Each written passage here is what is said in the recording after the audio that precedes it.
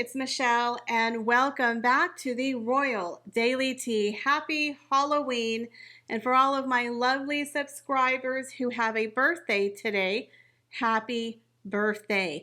As for me, Romeo and I will be cuddled up on the couch tonight, eating candy and watching a spooky movie.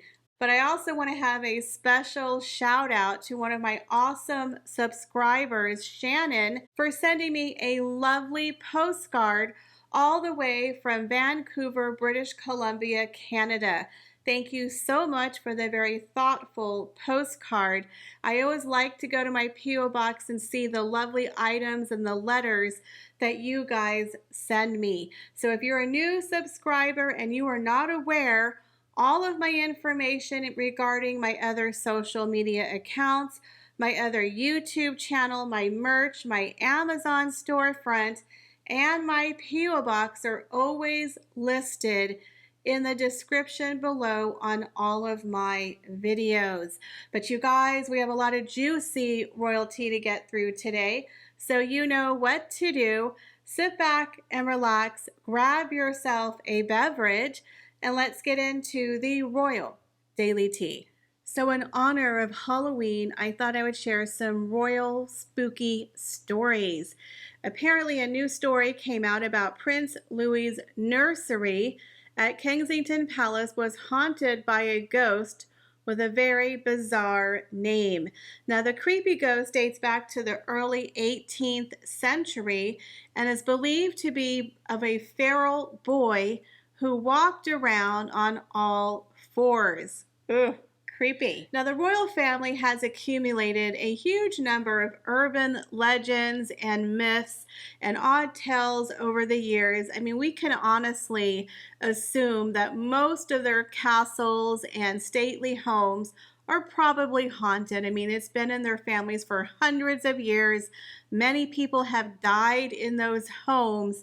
So the amount of ghostly paranormal energy has definitely got to be off the charts. But one of the strangest is that of a ghost who is rumored to haunt Prince Louis's former nursery at Kennsington Palace. The spooky apparition, mysteriously named Peter the Wild Boy, is said to still linger among the halls of the royal nursery. I like the fact you British people always have very interesting names. Peter's story starts with King George I, who was fascinated by him. The young boy lived in the woods in Hanover and walked on all fours and couldn't speak. It is now believed he likely suffered from a very rare genetic disorder, Pitt-Hopkins syndrome. When Peter arrived in Britain in 1726, George, at the time, was the Prince of Wales, took great interest in him, although he was unable to teach him to write or speak. The young boy even features in a painting that still remains in Kennsington Palace, so apparently it really is a real person. Peter died when he was 70 and is buried at St. Mary's Church in the village of North Church near Berkhamsted in Hertfordshire. It remains widely rumored that he continues to haunt the halls of the Kensington nursery. The Prince and Princess of Wales moved out of apartment 1A of Kensington Palace earlier this year and relocated to Adelaide Cottage on the Windsor estate. There is a litany of ghost stories associated, of course, with the royal family. Glamis Castle in Scotland, where the Queen Mother grew up, is said to be the inspiration for the location of Macbeth. Wow. Had several hauntings associated with it.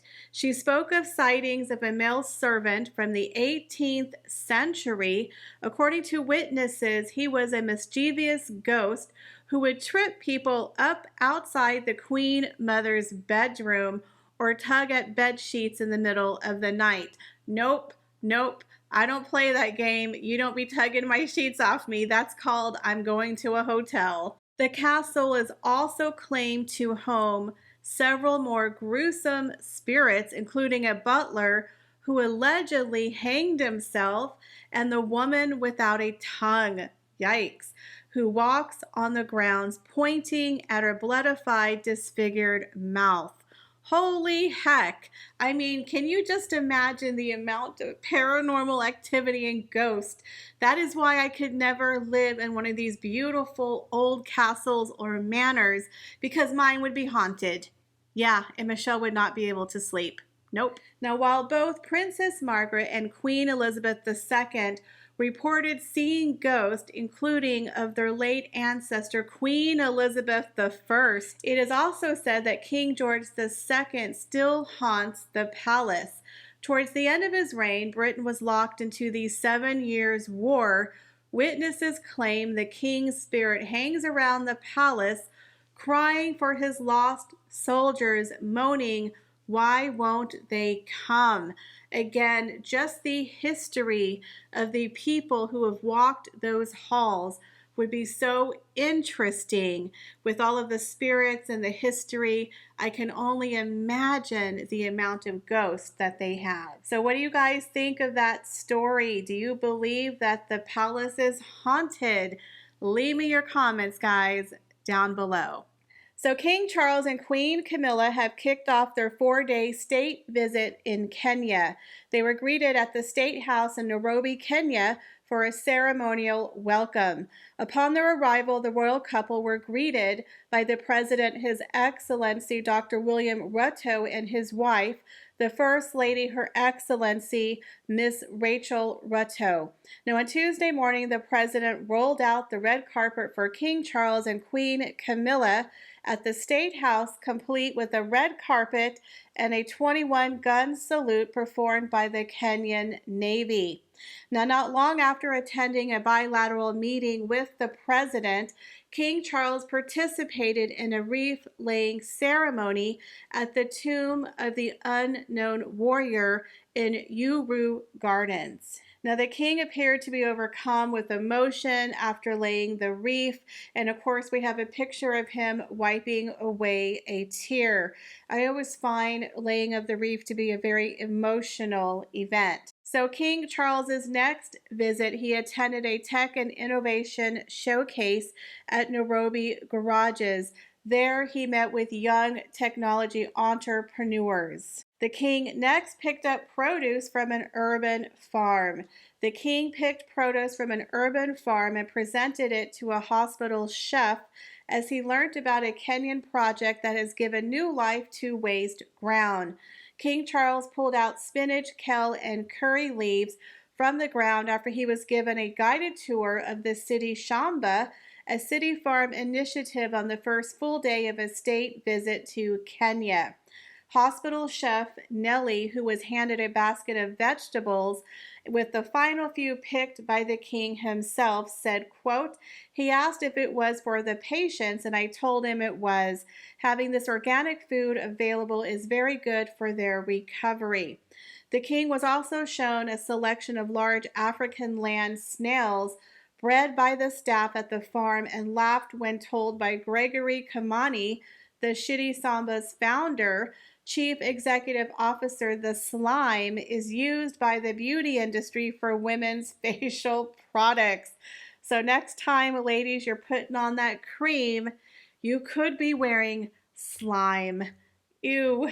So it seems like so far King Charles and Queen Camilla are off to a very good start for their state visit in Kenya. So I will keep you posted when there's more updates. Well, today is the day Princess Leonor of Spain turns 18, so happy birthday to the future queen. Today was, of course, a groundbreaking, history-making moment for the future queen, the first queen regnant in over 150 years. Now, while she was there, she pledged allegiance and loyalty to the Constitution, asking the Spanish people to put their trust in her.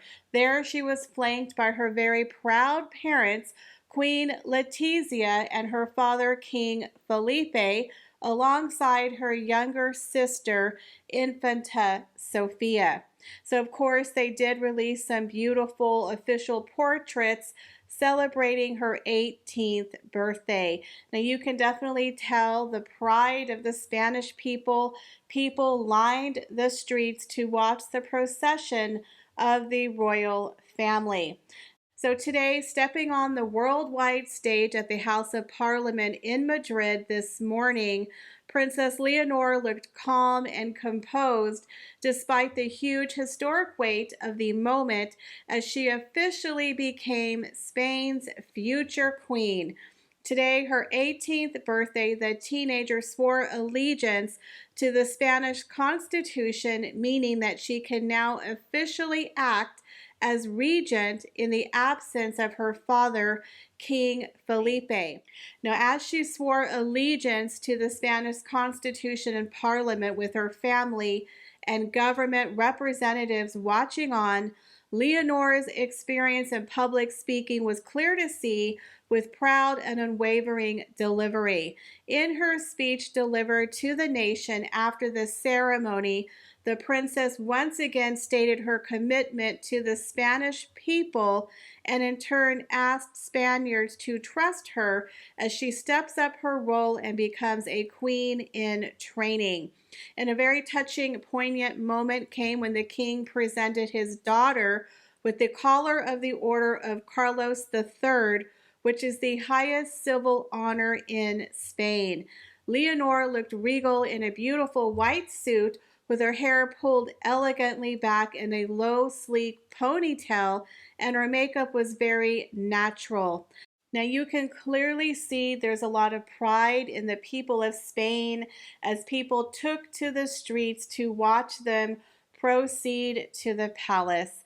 This has got to be a very exciting time for everyone in Spain. So congratulations and happy birthday to Princess Leonor, a future queen in waiting. So I am very excited to continue to watch her life unfold. Let me know if you also are swept up in Leonor mania and if you plan to get her new commemorative coin. I am definitely going to purchase this as this is a history-making moment. Oh, karma's a callin', y'all. I am absolutely loving this. Apparently, Harry and Meghan are dreading a brand new tell-all book that is finally going to give Princess Catherine a voice.